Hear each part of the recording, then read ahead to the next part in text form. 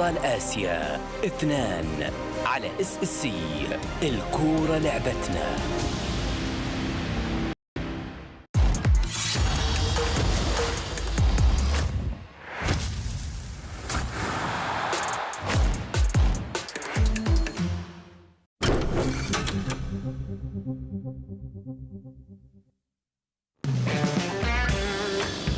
Like most South American nations, the football process in Uruguay was taught by the European-educated elite.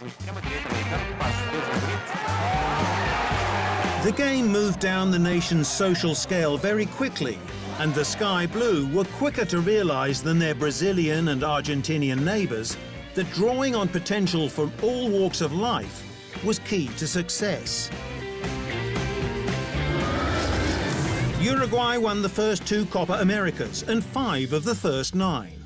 It was the first South American team to contest Olympic football, winning consecutive gold at the Games of 1924 and 1928.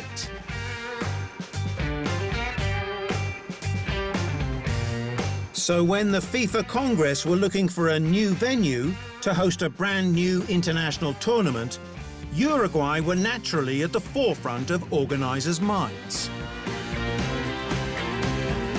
However, the European federations didn't agree. Due to the dire economic climate at the time, many European nations did not want the cost and time of an uncomfortable voyage across the Atlantic Ocean.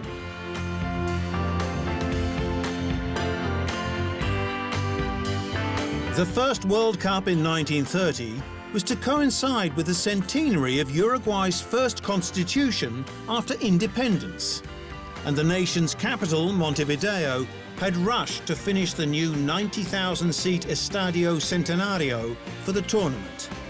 But 2 months out, not a single European nation had committed to attend.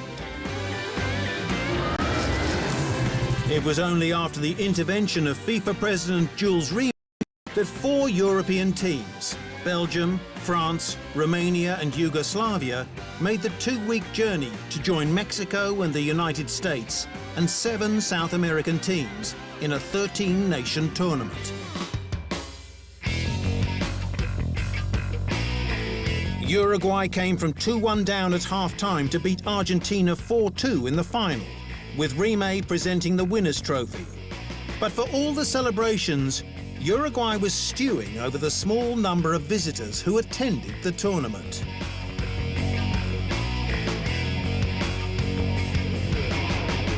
In response, they would boycott the World Cups of Italy 1934 and France 1938 to protest the non-attendance of Italy in 1930 and bias towards European hosting rights in 1938.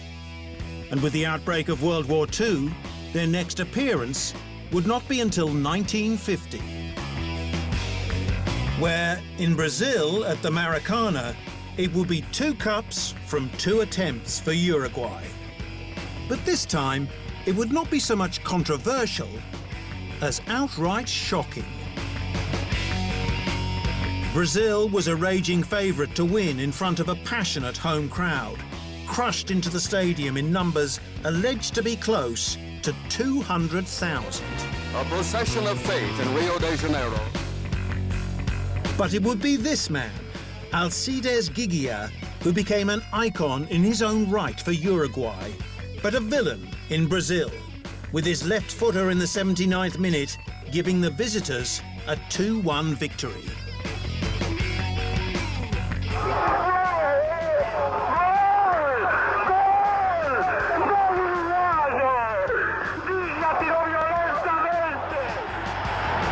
In the 20th minute, Bobby Charlton scored with a fizzer. When football became a global phenomenon, it was impossible for such a small nation like Uruguay to maintain its supremacy.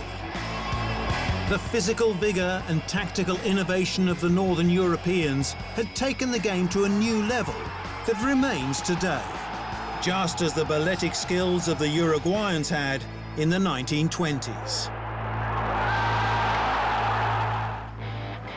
And to make matters worse, Uruguay deciding to restrict selection to domestically based players was no solution, especially as the opening up of the global market meant that Uruguayan club football was condemned to lose its best players at ever younger ages.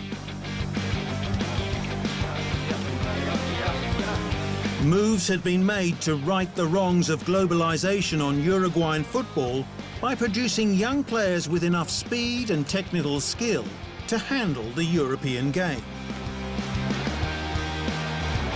Players like Obdulio Varela, the inspirational leader of the 1950 World Cup winning team. Juan Alberto Schiaffino, Varela's teammate, and who many consider to be one of the greatest of all time. And Jose Santamaria, who led the backs alongside Varela and Schiaffino during those glorious days. In the modern era, it's Diego Godin, the man with the most appearances, who attempted to return Uruguay to its glory days.